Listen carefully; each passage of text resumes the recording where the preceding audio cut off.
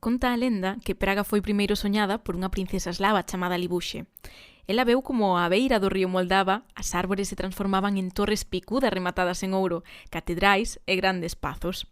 Os celtas bautizárona como Bohemia. No medioevo era coñecida como a cidade dourada, tamén a urbe das 100 torres e das 1000 puntas. O certo é que Praga é aínda hoxe unha fermosa postal chea de vida. Benvida á terra do exclusivo cristal de Bohemia e da cervexa con extra de escuma. Benvido a Praga.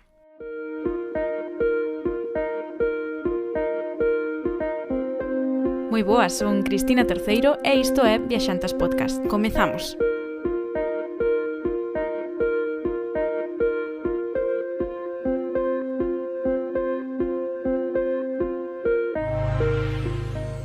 Seguramente tes no Maxín a imaxe icónica da ponte de Carlos IV que une o castelo de Praga coa cidade bella, ou a armonía de pontes que adornan o río Moldava dende calquera punto panorámico. Praga é especialmente fotoxénica, e aínda que as pegadas dunha historia recente turbulenta aínda se precian en cousas tan cotiás como o carácter un pouco desconfiado da xente, pois outras moitas parecen detidas nunha especie de time-lapse sen fin. A nos encantounos, é fermosa, moi fácil de visitar, barata. Por iso, neste episodio imos tratar de achegarte as súas 1001 facianas da man doutra galega que leva xa 8 anos vivindo por alá e sumando. Ela é Vanessa Noia. Moi benvida a Viaxantas. Moitas gracias pola invitación e espero que podamos, non sei, ver un poquinho máis Praga en profundidade ou República Checa un poquinho máis en profundidade do que se pode ver en 3 ou 4 días de viaxe. A ver, que fai unha compostela vivindo nestas terras cunha lingua tan diferente, cunha moeda propia, pois eso, tan lonxe da casa? Pois cheguei por cuestións laborais, case invitada por un amigo a botar un currículo e a probar sorte, e tan probar sorte que en cuestión dun mes arranxei un cambio de vida completo, ter que coller as miñas cosas e verme a Praga, e desde entón, tal e como está o mercado laboral e como son as condicións laborais aquí, é relativamente fácil quedarse e seguir traballando.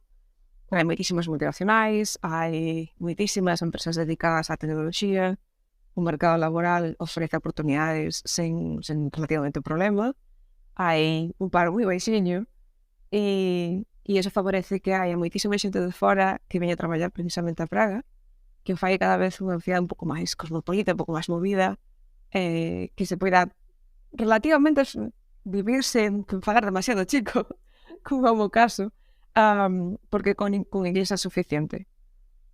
Simplemente con falar con as multinacionais prácticamente arranxan todo para os empregados, a xente fala en inglés obviamente no traballo, e todo o que a zona centro da cidade funciona bastante ben con falar inglés, así que se hai xente que ven ande que son sexa de turista a uns días e ten medo de non saber moverse, co inglés é suficiente. 8 anos xa dan para ter unha boa idea, non, de como é Praga, así que contanos como é vivir aquí. É unha cidade que creo que está a despertar aínda desa época ou dese pasado case de película de conto de fadas, e comeza a facerse como Praga un poquinho máis aberto ao mundo, un poquinho máis capital europea comparado co que era hai uns anos, pero ainda así séntese como unha cidade bastante fácil de andar, fácil de moverse, e é relativamente cómoda de vivir.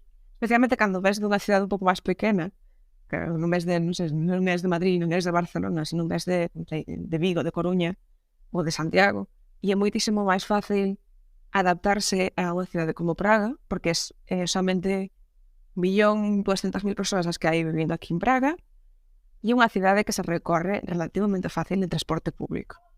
Porque además en cuestión de como 8 hora e cuarto, poderá recorrer literalmente dunha punta a outra. Así que é fácil meterse na vida en Praga, fácil de deixarse levar, porque ten un ritmo bastante suave, unha cidade que non invita a correr, unha cidade que invita máis ben a pasear e desfrutar. Tamén unha cidade que ten, a parte da beleza espectacular, ten como certos rincos nos que se ven un poquinho máis as feridas aínda históricas que a cidade ten agochadas case cada esquina. E iso que fai quizáis máis bonita, que a pesar de toda esa beleza, esa, por decir, esa fachada bonita que ten, hai moitísimas historias detrás e hai moito máis encanto do que simplemente vir e facer 4 fotos para Instagram. Non podo estar máis de acordo con iso que acabas de decir. Se che parece, imos xa a comezar, non, este percorrido sonoro pola praza principal de Praga, cando menos o punto de referencia, non, turístico que todos temos cando chegamos, esa praza da cidade bella. Un auténtico museo ao aire libre no que pois observanse un pouco boa parte dos estilos arquitectónicos, non? E un pregúntase cando está ali dando voltas, sacando fotos, que é isto, non? De onde sae todo isto? Sí. Pois a praza da cidade bella, que é onde está o reloxo astronómico, é basicamente está che de capas. E está che de capas porque a arquitectura da República Checa, polo xeral, foi acumulando, igual que históricamente acumulou cambios, tanto de réxime como de reinado, de religión, de idioma, foi acumulando capas arquitectónicas e en lugar de derruir o que xa tiñan e de volver a construir, simplemente reformaban o que xa tiñan. Co cal, podes apreciar incluso o mismo edificio do románico, o gótico, o barroco, e despois pasar incluso ao neorrománico, e unha acumulación de capas que é realmente interesante. E veo, unha das miñas entradas favoritas precisamente para a praza da cidade bella é unha destas ruínas que está xusto frente ao reloxo astronómico, porque é unha canella que empeza a cerrar, até que no momento que ti saes de golpe adiante do reloxo, que fai ainda máis espectacular. Que o de sempre, non, é que un reloxo que é único e que non hai outro no mundo. Si, non. Hai moitísimos reloxos como o astronómico como o de Praga en outras cidades europeas, pero obviamente cada cidade ten o seu adaptado ás necesidades que a propia cidade tiña. A ver, xa que estamos, vámonos meter na polémica de cheo, non? Claro. Cal é máis bonito? O de Praga. Ánimo, hasta contarnos un pouco como funciona. Sí. Podo che contar por encima un pouco como vai, se non se me acordo todos os detalles, claro. Basicamente está composto por unha parte central que onde está o reloxo con todo o mapa astronómico que indica a fase do día na que estás, a posición do sol e da lúa no ceo, e ademais ten a hora en 2 reloxos distintos. Un reloxo solar e un reloxo pois como o que temos nós, só que en vez de 12 horas ten 24, ten todas xuntas. E ese reloxo vai se movendo ao largo do día, tanto a esfera como as mans que van indicando as horas, a lúa e o sol. O sea, que tes toda a capa parte do reloxo toda indicada. Ten a parte de abaixo outra esfera na que se ven como unha especie de liñas dos alrededor da circunferencia, que son basicamente o santoral. Ten os 365 días cos santos todos do ano. E na parte de fora trae unha serie de escenas, unhas esferas tamén ao largo do ano, de cada unha por mes, na que indica cal é a tarefa de agricultura daquele momento. Se é época de sementar, se é época de, non sei, de levar os años ao matadoiro, este tipo de cosas, é todo relacionado coa agricultura, que é basicamente o que necesitaban entón os agricultores da época para saber que era o que tiñan que facer tanto no campo como cos animais. Xusto encima destas dúas esferas hai dúas ventanas pequeniñas, un galo no medio, e por esas ventanas cada hora se abren e saen os 12 apóstolos, 6 de cada lado, rotando, basicamente dicindo yo a la xente como están estades. E xusto debaixo, xusto a esfera principal, hai 4 figuras, 2 de cada lado. E basicamente simbolizan os 3 pecados principais da época e a morte. Se recordo ben, eran a vaidade, a avaricia e a morte e a luxura, creo que sí. A cuarta é a figura da morte e leva unha campaíña. Cada vez que dan as horas, a morte toca a campaña avisando de que nos van quedando os días e que mellor que vayamos aproveitando xa. E ese basicamente o funcionamento do reloxo, que acaba por ser todo o canto do galo e fecha todo e volta outra vez a hora seguinte. A ver, hai que dicir que o espectáculo se pode ver cada hora, non? Dende a mañá ata as 10 da noite, e que só durou uns segundos, non? Hai que pensar que é un espectáculo do 1400 e que, polo tanto, pois é un mecanismo que se move a unha velocidade acorde á súa época. Exactamente. E tampouco, non se van, a xente que vivía no tampouco se va a poñer a esperar 20 minutos a que acaba tranquilo. Por iso moita xente, pois, que se poida sentir un pouco decepcionada co show, non? Pois que pense un pouco niso. Sí. A verdade é que para min a maxia está en que se conserve, non? Que siga funcionando a día de hoxe, non sei, pareceme impresionante, e sobre todo que ofreza toda esa variedade de horas, e non tamén, pois, a posición do sol nese mesmo momento. É impresionante. E ademais as agullas aproveitan tamén para colocar en que posición do ceo está a lúa. O sea, se ti miras a esfera principal e ves en que fase do día estás e máis ou menos onde está a lúa, se miras na mesma dirección vas a encontrar a lúa. Basicamente é un calendario.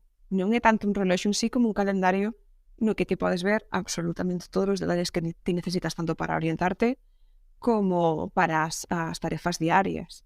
E ademais, obviamente, a función principal de todos estes reloxos en toda Europa era marcar a hora para as tarefas do día para o resto da cidade. E precisamente a Torre do Reloxo é outro dos atractivos, non, desta praza, porque ves todo a vista de Paxaro e tes o castelo ao fondo, co cal pois é moi chulo tamén. Ves tamén a cidade bella desde outra perspectiva que non vas a ter desde ningún outro sitio, que fai tamén como así como moi acolledora, porque pois todo os telladiños todos xuntos arredor, as ruelas todas arredor da praza e demais. É unha vista bastante espectacular para ver. Recomendación absoluta subir até o alto da torre e botar un ollo, porque merece a pena, que non me sexa para ver. Iso sí, cuidado en inverno de non levar 4 capas, porque ali arriba fai un frío impresionante. Recomendación que se vades a ir en inverno e vaiades ben abrigados, porque vades a morrer de frío. Despois se baixas a praza, normalmente está chea de xente, hai moitísima xente indo e vindo. Non sei se che tocou xa cando foches a Praga de vela coa estatua coa torre da Virxe no medio da praza. A dereita, non? Porque aí, o sea, no medio da praza hai dúas figuras principais. Nunha estaba Jan Hus, que é o originario do protestantismo en Europa. Non é Martín Lutero, foi Jan Hus, un século antes. Que non vos enganes, rapaces. Que basicamente a típica estatua que representa tamén un carácter nacional checo de protestantismo comezou aquí. Jan Hus dedicouse a traducir tanto o rito da misa como a Biblia ao checo para poder facilitala ao povo e demais. E hai uns anos, a raíz da pandemia, decidiron poñer un pilar como os da peste, un pilar no medio coa Virxe na parte de arriba, xusto en frente da que é a igrexa de Tin. A igrexa de Tin é protestante. Foi unha decisión un tanto polémica, porque que fai ali unha columna católica nun país no que o 70% da poboación é atea, e desde dos outros 30% non todo o mundo é ese que era católico. Era como, foi moi polémica, o alcalde de Praga decidiu tomar a decisión de, vale, sí, poñede aí e xa, pero houve moitísima ainda polémica tirando con esa columna, especialmente porque destrúe en parte a visual que se tiña antigamente de Tin, da igrexa, de poder sacar unha fotografía en panorámico da fachada, cosa que agora xa non se pode, que ir detrás da columna para poder facer a fotografía. Unha igrexa que ademais ten unha peculiaridade, non? Porque está pechada, está encerrada por outros edificios de vivendas, algo que chama bastante a atención, non? Porque na maioría das vilas, das capitais, este tipo de edificios relixiosos son a estrela, non? A estrela da praza, son o edificio máis importante dese lugar. E aquí, pois, non é exactamente así. Eu creo que ten tamén moito que ver, pois, con esa competencia entre religións, non? Entre fés que había na época, porque xusto en diagonal, nesa mesma praza, está do outro lado, outro edificio religioso. Non me lembro agora mesmo se é unha igrexa ou catedral exactamente. Igrexa. Pero sí. E tanto que a catedral só hai a que está no castelo, que é aquela igrexa que non se lle pode nunca sacar a fotografía da fachada inteira, porque é imposible. Literalmente, fotográficamente imposible. Pois xa falaremos dela. A igrexa de Tin foi basicamente un regalo dos comerciantes da cidade á propia cidade. Xusto detrás hai unha praza que era antigamente mercado e era na que chegaban os comerciantes que viñan a Praga a facer o seu día de feira e como era xente que tiña diñeiro e demais, de xuntarse e facer unha igrexa e dedicar ya naquel momento obviamente a Virxe María, que é a igrexa de Tin. O problema da igrexa de Tin é que en lugar de tardar 40 anos en construíla, como era máis ou menos habitual naquela época de tardar en construir, tardaron 4 séculos. E tardaron 4 séculos porque entre as guerras de religión, pasar do Imperio Romano Xermánico ao Imperio Austrohúngaro e todo o movimento político foi retrasando as obras, paralizándoas incluso ata certo punto, dando lugar a, ok, temos aquí a igrexa a medio facer, isto non vai acabar nunca, e eu non vou deixar de facer a miña casa. Entón, houve xente que fixo a súa casa diante da igrexa, porque non contaban con que a igrexa fora a acabar nunca, literalmente.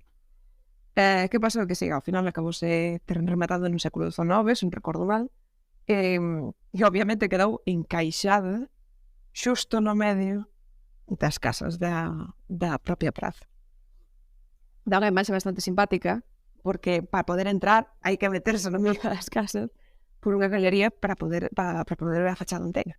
E dúas cousas máis, a primeira que na igrexa de Tin pois se aproveitan tamén os espazos internos non para facer concertos, por exemplo da Filarmónica Checa, que o prezo das entradas é bastante asumible, especialmente en tempada baixa, así que nada, se vos interesa, pois botadelle un ollo, pois non sei, é outra maneira non de vivir esta pois a viaxe á República Checa e a Praga. E a segunda é que a igrexa ademais ten dúas torres picudas que teñen certa simboloxía, non? Porque unha delas é un pouco máis ancha que a outra, un pouco polo que nos contaron, pois a nós iso tiña que ver con Adán e Eva, non sei. Como que a torre máis grande correspondía a Eva polas cadeiras máis anchas da muller. Unha explicación un pouco teatreira, non? Eu case te atribuiría máis a un problema de arquitectura. Empezamos a construirla deste lado, deixe quedounos a medias, e cando vamos facer a outra quedounos máis pequena. Porque realmente non se pode saber, con tanto trexín como houve por aquí, é realmente difícil saber se o diseño é feito a propósito ou non. Curiosamente, aínda así, a fachada, se miras ben, ten uns símbolos tanto católicos como protestantes. Chega un punto que xa aburrironse xa de ter que andar sacando a cruz e poñendo o cáliz e depois ter que sacar o cáliz e de poñer a cruz, deixaronlo todo, acabaron antes. Eu recomendo mesmo, ás veces, pasar por detrás da igrexa e meterse polas calellas que van a dar a Tin e dar unha volta por ali, porque a xente normalmente pasa pola praza, tira hacia cara ao río e xa non ve nada máis. Merece a pena tamén perderse un pouquiño. Hai outra igrexa máis pequena alrededor que merece a pena entrar solamente porque é barroco puro e os baldaquinos que teñen é impresionantes, merece moita pena ver simplemente por desfrutar un pouco das vistas. Pero tamén, de todas maneiras, separándonos despois un pouquiño máis da praza da cidade bella, hai un punto ao que eu recomendo ir se vades cara a Ponte de Carlos, que é a igrexa de Belén. E precisamente enlazando con Jan Hus, esa era a igrexa onde Jan Hus daba misa e onde comezou a dar a misa en checo a todo aquel que quixera escoitar. Que ao pobre acabaron facendo un capítulo en Roma e chamaron-no vente que vamos a revisar aquí as túas teses, que isto de andar criticando, e acabaron queimando. Curiosamente, Jan Hus, ademais de ser o precursor do protestantismo en Europa, podese decir que a razón pola cal empeza o deporte nacional checo. O deporte nacional checo, o deporte máis seguido aquí en República Checa, poderíamos decir que é o hockey. case me atrevo máis a decir que aquí o deporte nacional é a defenestración. Iso hai no que explicar, que a xente non o sabe. A ver, a defenestración é basicamente, en poucas palabras, tirar a alguén pola ventana. Ven basicamente de, precisamente, Jan Hus. Unha vez que o chama capítulo en Roma e que o achicharran vivo, fan ali un churrasco con el, deixa unha boa banda de xente aquí, seguidora deste home, que decide continuar co rito en checo, coa Biblia en checo, a pesar das indicacións de Roma, e a separarse precisamente da Igrexa Católica, xa que non respectan o desexo de continuar co seu rito. E esta xente está totalmente acribillada políticamente polos mandatarios da época. Porque, obviamente, separarse da norma de Roma, aquel un cisma dentro tamén de carácter político, e están precisamente protestando diante da quinta casa do Concello, que ese edificio que está xusto pegado á Torre do Reloxo, está protestando para que os deixen en paz, basicamente. Nos deixatenos cos nosos ritos e non nos facemos ruído. Que de cabeza esa protesta é un amigo de Jan Hus, que tamén é cura, e que ao pobre non se sabe moi ben por qué, ou non se sabe moi ben de onde, que hai unha pedrada na cabeza, e aquela marcha que parecía, aquela protesta que parecía relativamente pacífica, encabrónase, métese no edificio do Concello e tira os 7 concelleiros da cidade pola ventana. Os 7. Sin ningún tipo de miramento. Aquí nos andaban con chiquitas. Nada. Aquí o de andar con... Aquí directamente, non me faz o que eu quero pola ventana. E non será, pero non é a última. Esa foi a primeira. Oficialmente hai como unhas 4. E, no Friturso, nos do tour, normalmente vanche contando un pouquinho como cales son, onde sucederon e demais, pero quedou como moi grabado na conciencia dos checos de, os temos recursos e non nos gusta o político de turno, sempre podemos tirar pola ventana. A máis divertida é a segunda, porque esa foi, basicamente, mandaron a 2 diplomáticos a falar co rei. O rei encabronose con el, non quixo falar. Tiraron pola ventana e con tan boa sorte, e non vou dizer boa sorte entre aspas, que foron caer encima da pila de bosto de cabalo que teñan xusto debaixo da ventana. Aquilo foi... Eu creo que precisamos un guía galego en Praga para que o contes ca mesma gracia que o contas ti, porque non me contaron con tanto retraso. Había un par de guías galegos e parte das historias aprendenas con eles precisamente. Pero xa non están en Praga, por desgracia, xa non se pode facer o tour con eles porque sería hilariante. Algo que a min me chamou a atención foi que en Praga hai como unha especie tamén de cidade paralela subterránea, non? Porque debido ás inundacións que sufriu a cidade ao longo dos séculos, tiveron que decidiron finalmente elevar o nivel da cidade para que cada vez que houvese unha enchenta, non levase por diante edificios, vivendas, todo. Hoxe en día o que queda diso é que cada casa ten dentro unha especie de bodega subterránea, incluso mesmo hai algún pasadizo, non sei, dá a sensación como de unha cidade subterránea, non, que quedou un pouco, obviamente, detida no tempo, non, con eses materiais da época, etc. Precisamente aí das enchentas decidiron ir elevando o chan da cidade pouco a pouco, para evitar que as riadas acabaran meténdose nas casas até a primeira planta. Para que te fagas unha idea, a última enchenta gorda en República Checa foi no 2002, hai máis de 20 anos, e literalmente tragou varias paradas de metro. Hai paradas de metro que teñen as liñas marcadas da última enchenta do río, e é espectacular porque tiveron que fechalas literalmente durante anos hasta poder repararlas por completo. Se xa agora afecta hasta ese punto, se o río se enche demais, daquela era peor ainda. E ademais, obviamente cada enchente traía unha cantidade de enfermidades, de peste e demais, favorecía que houvese enfermidades, entón, para evitar todos os problemas que traía foron elevando. Obviamente a xente non ia renunciar á planta de abaixo que tiña do seu edificio simplemente por levantar o chan. De aí que se vades tomar unha cervexa, o máis probable que acabedes nun subterráneo do propio pub, xa non se quera na planta de arriba, senón na de abaixo, encerrados nunha especie de bodega tomando unha birra tan tranquilamente. O dos túneles é aínda máis gracioso porque un dos reis do Imperio Romano Xermánico, chamábase Rodolfo II, que para máis señas era sobrinho de Felipe II. Rodolfo pasou a súa adolescencia co Tito Felipe, e o Tito Felipe, en lugar de enseñarle a ser un bo católico, un rei católico hasta a médula, enseñoulle alquimia.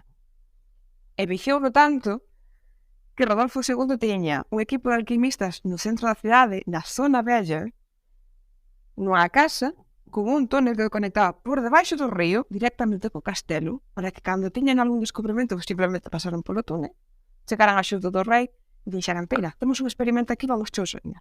Hasta ese punto. Seguro que facía algunha falcatruada máis usando os túneles. Bueno, tampouco creo que lle fixera moita falta. Igual lle facían as falcatruadas directamente no castelo. Porque, según se di, Rodolfo era dos que como a Tito, estaban de buano, Rodolfo II directamente puñeron na ventana, pasaban os cervos pola parte de abaixo e el simplemente disparaba o arcabuz e fora. Caza a domicilio, sabes? A Franco puñen os troitas no fío, a este señor puñen diante da ventana. Non inventamos nada.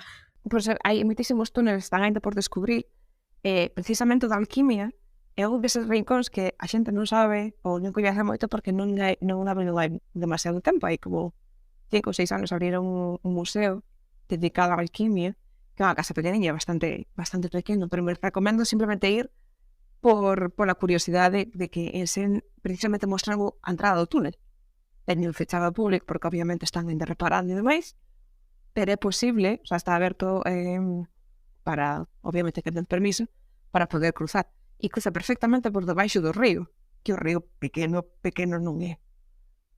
O sea, que é bastante curioso. Hai máis pasadizos, encontraron máis, pero a maior parte deles están estragados precisamente polas enchentes e pola subida do nivel da cidade.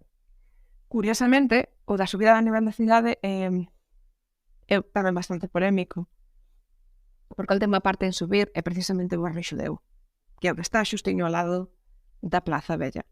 E é polémico basicamente porque só se fixo ese cambio de subir o chan nesa área xa no século XIX. E esta xente levaba subindo o chan da cidade desde había 2 ou 3 séculos antes. E é basicamente porque, obviamente, polo antisemitismo da zona, non é só Praga, Europa naquela época era cruzaban dun país a outro, non tiña filtro. Curiosamente, a parte do barrio xudeu é agora mesmo a parte máis cara da cidade. Agora que mencionas o barrio xudeu, hai que decir que é un atractivo turístico en sí mesmo. É certo que os xudeus son moi listos, non? Que foron moi listos a hora de sacarlle rendabilidade ás cousas, parte tamén por ter sufrido, non, todo ese antisemitismo ao longo da historia de estar en perpetuo movimento, debido ás numerosas expulsións que sufriron. Eso levou a que aprendesen a facer a súa riqueza un pouco móvil, non, e que souberan mantela no tempo.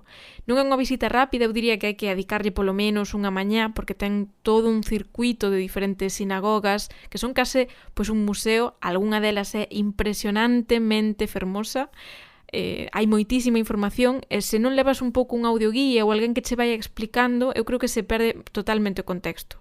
Entón, nada, eu creo que máis alá de quedarnos coa foto fermosa, non, da sinagoga española, que a moitísima xente pois inmediatamente os traslada, non, a Andalucía especialmente, pois que hai que entender o que é hoxe, non, é o que foi ese barrio xudeu. Non sei se ti nos podes contar un pouquiño.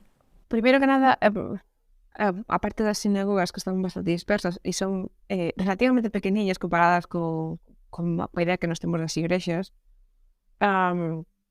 hai varias e algunha delas non é tan fácil de ver, basicamente porque podes pasar por diante dele e parece un edificio calquera.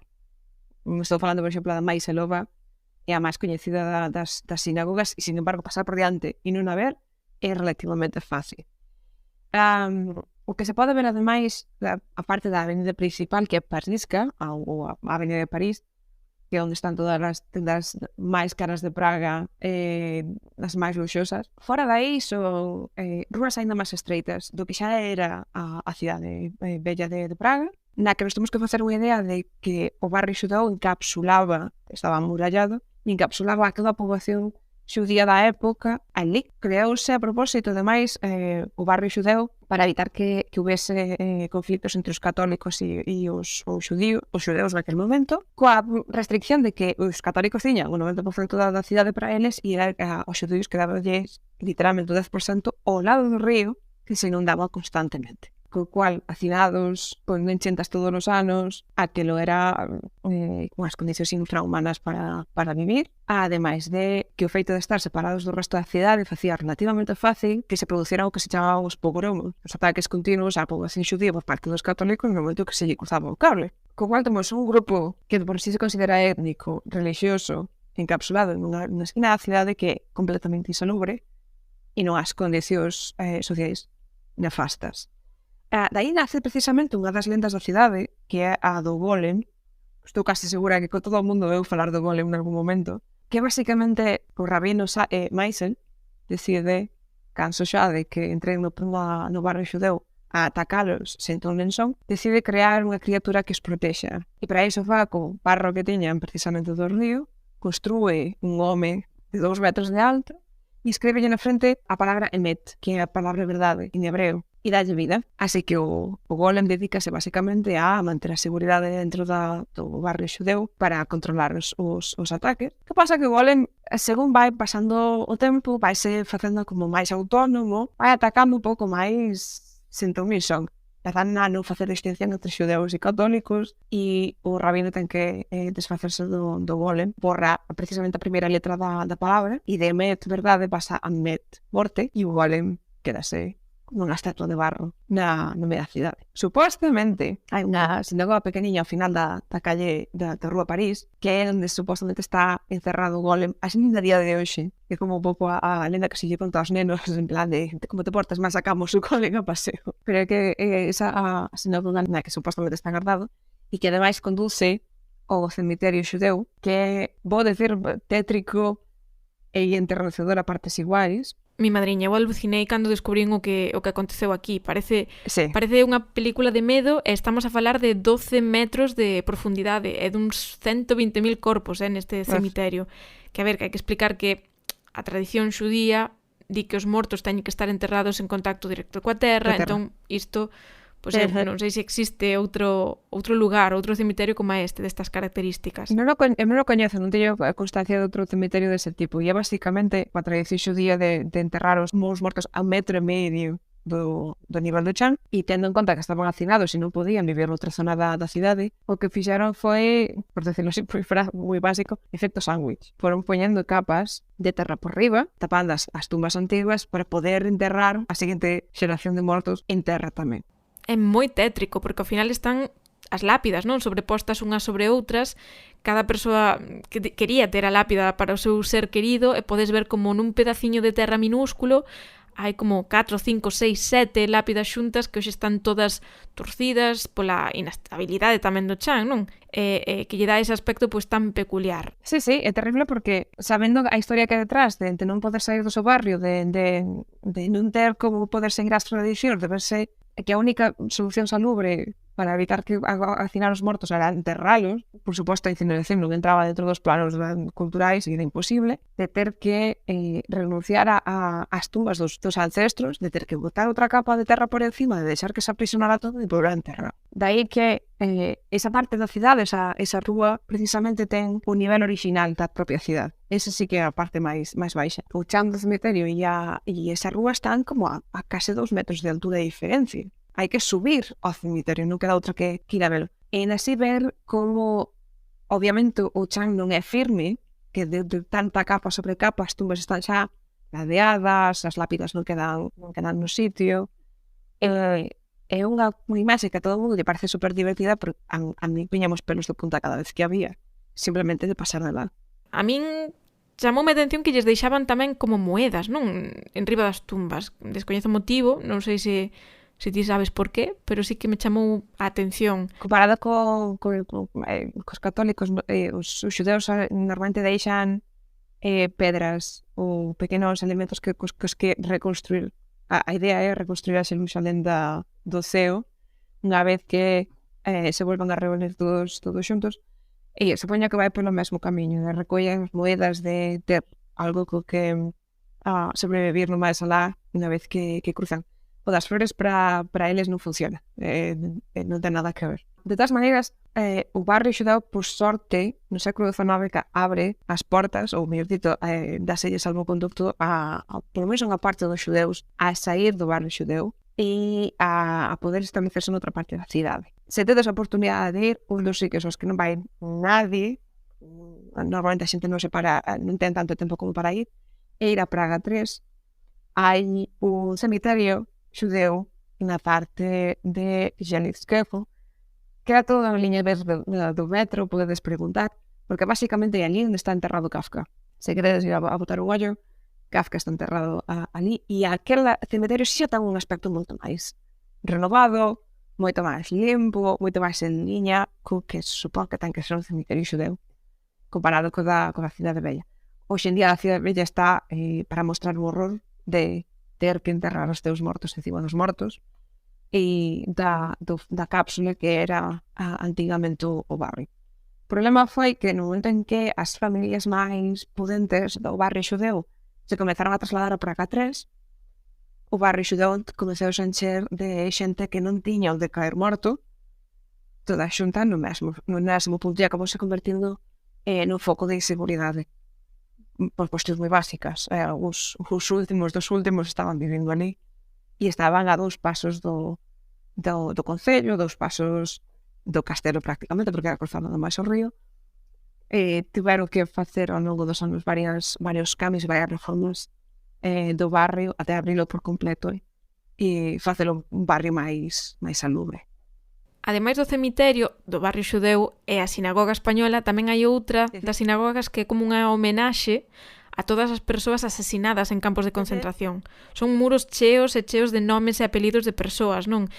Obviamente que tiveron que ser restaurados polo paso do tempo, pero ainda hai algúns trozos algúns anacos que se manteñen pois o texto orixinal, tal e como estaba. Especialmente porque cando pensamos nos campos de concentración sempre se nos vai á cabeza os campos de Polonia, Auschwitz. Curiosamente, o campo de Auschwitz era un campo de exterminio. O campo de concentración, ou a idea do campo de concentración empeza precisamente na República Checa. Había un campo de concentración ás aforas de Praga, chamase Terezín, e é onde, cando os nazis deciden invadir os Sudetes e meterse en Praga, te comezaron a desviar todos os xudeus fora da cidade. A historia de Terezín é aínda máis tétrica que o propio cemiterio xudeu, porque diseñouse para montar a mentira de que o nazismo en realidade viña a botar unha man co problema antisemita. Converteuse na fachada perfecta diante de organismos como a Cruz Vermella para indicar que non está unha cidade para os xudeus, para que eles poden vivir as súas santas, que teñen as súas tradicións e demais, sen perigo de que nadie os veña a atacar. A realidade era que vivían aínda máis hacinados que vivían cando estaban no barrio xudeu, que non tiñan ningún tipo de dereito, que os facían traballar horas sen fin, que cando veo a Cruz Vermella montaron todo un chiringuito, toda unha performance para un día das cámaras, de que os nenos estaban super contentos, os nenos levaban 4 días sin comer e regalaron unha onza de chocolate, estaban que non podían comer, obviamente. Aos que vinase conservaban sans, puxeron-nos a xogar ao fútbol, a facer obras de teatro e demais, e ao resto agocharon-nos nos pabellóns onde nos deixaron sair. A parte máis tétrica do campo de concentración en sí é que se ve que as portas de Terezín estaban sempre abertas. O portón principal da cidade nunca se pechaba, que non facía falta. Sabían perfectamente que no momento que botaron o pé por fora, non saían dali. Sí, unha campaña de marketing do nazismo para lavar a súa imaxe que chegou a cines de toda Europa, ademais. Sí, nos primeiros anos xusto antes da guerra, traganos a historia total e absolutísimamente. Non houbo maneira de celos do contrario. En Terezín teñen tamén unha visita que merece a pena, que se pode ir ademais desde Praga en tren, que se tarda un poquinho de tempo en ir e volver, e que está totalmente recomendada. E que precisamente fora da cidade teñen un crematorio. Se decíamos antes que os xudeus o de cremar non entra nos planos e enterrar en terra, imagina o horror de poñer os propios xudeus a queimar os corpos dos seus conxéneres e de ter que andar remexendo nas dietas e recoller todo o que fora de valor. Pezas dentais de ouro, xoias que poderan levar ainda encima, próteses, o que fora que levaran no corpo, ter que andar remexendo nos restos do teu veciño. Era un auténtico estado de terror. E ademais, dice que Teresin foi un deses focos onde comezaron os experimentos con nenos. Todos os experimentos que se coñecen da época do nazismo, de experimentar con xemelgos, de experimentar con nenos pequenos, empezaron ali. O sea, para Praga, Teresin é unha sombra moi pesada que hoxe en día se empeza a contar a historia con un poquinho máis de calma e de conciencia, pero que sigue sendo moi importante. Pois agora que mencionas os nenos, non, de Teresin, eu creo que temos que falar tamén dunha das profesoras que estivo ali, de Friederike Brandeis, a ver se o dixen ben, primeiro porque grazas a ela temos a colección máis grande de debuxos de nenos do Holocausto, unha proba tamén pois da barbarie nazi que rematou cas vidas de moitísimos destes cativos. Ela era xa unha recoñecida artista, non, do período de entreguerras, e aínda que non estaba pois permitida a educación formal nestes guetos, nestes campos de concentración en definitiva, pois pintar, digamos que non era considerado como unha formación, senón como un xeito de entreter. Así que durante ano e medio ela logrou ensiñarlles arte aos cativos que estaban ali en Teresin. Cando Dicker Brandeis soubo que iba a ser xa deportada a Auschwitz no 44, rapidamente encheu 2 maletas cos debuxos e escondeunos pois na habitación ou nalgún lugar dese gueto de Teresin. Ela, como moitos dos cativos estes que pintaron estas obras, non sobreviviu, pero o certo é que cando rematou a guerra, 2 das súas colaboradoras lograron facerse con estas maletas e entregarllas ao Museo Xudeu de Praga. Así que, grazas a esa acción, hoxe, unha das exposicións permanentes conta a historia e o traballo que fixo esta profesora de arte no gueto de Teresín. É arrepiante e ao mesmo tempo pois danos mostra, non, do terror que ali se vivía e como nese ambiente de terror alguén logrou facer de algún xeito, pois, non sei, unha terapia ou sacar aos rapaces un pouco dese terror por uns instantes. Así que, nada, se ides, eu creo que tedes que gozar ou coñecer un poquinho máis do traballo que ela fixo. Xa digo, protagoniza unha das exposicións permanentes do Museo Xudeu de Praga e creo que é ben recoñecela. Como moitas mulleres, a súa labor non foi recoñecida durante moito tempo, pero, afortunadamente, a partir dos 90, comezaron a aparecer obras que fixera pois cando era máis moza e hoxe pois están repartidos polo globo. Ten exposicións nos Ángeles e tamén en outras capitais do mundo. Así que nada, se vos interesa a arte, igual xa sabedes dela e senón pois convidovos a que aprendades un poquinho máis, a que os acheguedes a esta figura feminina da arte europea. Contoche unha anécdota moi rápida. Un das estacións de tren que levaban directamente a Teresin está cerquiña onde vivo, está en Praga 7, en Gubenetz. Se alguén ten interés en buscar, a verdade que é moi interesante a historia da estación de tren, e estaba prácticamente abandonada porque ninguén quería usar aquela estación de tren por cuestións obvias, porque era onde saían os trens coa xente dos xudeus que marchaban a Teresin e non volvían.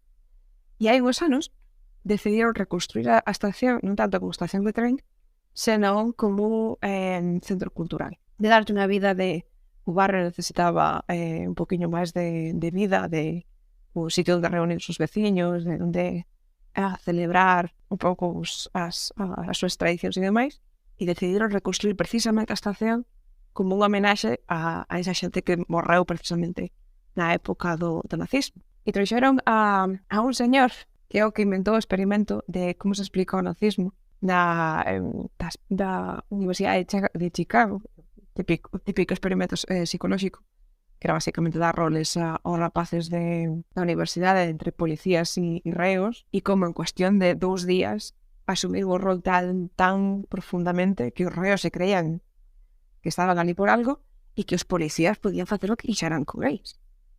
Tuveron que además pagarlo aos pouquillos días de comezar, tuveron que pagar para o experimento. Pois estaba este señor explicando precisamente ese experimento allí, contando que o que estaban a facer precisamente a castración era a mellor homenaxe que podían facer a toda esa xente que tuvo que pasar polo nazismo, tamén como un recordatorio para evitar que pase no futuro. Hai outro detalle no barrio xudeu que se me esqueceu antes de decir, non exclusivamente no barrio xudeu, pero principalmente ali, e son uns pequenos adoquíns de bronce que se poden atopar diante das portas cos nomes e os apelidos de cada persoa que viveu ali e que morreu por culpa do nazismo.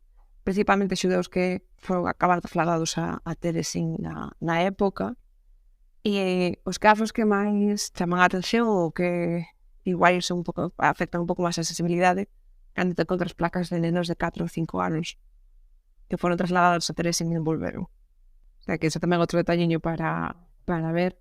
En lugar de sacar as fotos de ai, que bonito o barrio xudeu ca tenda de Cartier ali, igual pararse a ver un poquinho os adoquíns. Creo que estas placas ainda estaban antes máis elevadas na rúa, non? Para que, co obxectivo que tropezaras con elas, non? O teu paso.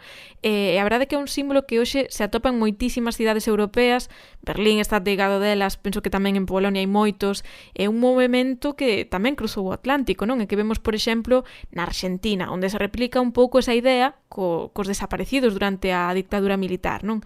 A min paréceme unha boa maneira de facernos, pois, prestarlle atención á historia recente máis a miúdo do que o facemos, non? Esa idea de tropezar, non? De encontrarnos, de atoparnos, creo que interesante, creo que bonita, é un xeito de non esquecer, non? Sí, además porque en certos casos sigue sendo unha historia viva, ainda hai xente vivendo no barrio xudeu e se preguntas alrededor, máis probable que che contenga a súa historia. Mais, de feito, calculase que alrededor do 10% da población checa actual ten orixes xudeus, pero que a maior parte deles ni siquiera o saben.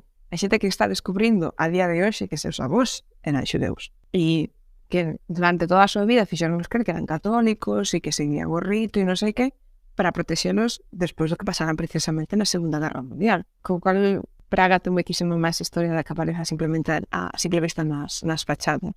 A verdade é que sí. Por iso eu cada vez que escoito que Praga é unha visita dunha fin de semana, pois non podo estar máis en desacordo. Eu fun case unha semana e ao final fíxome moita falta o tempo para ver todo o que eu quería, porque é un lugar que ten moito que ofrecer, xa non falemos do resto do país.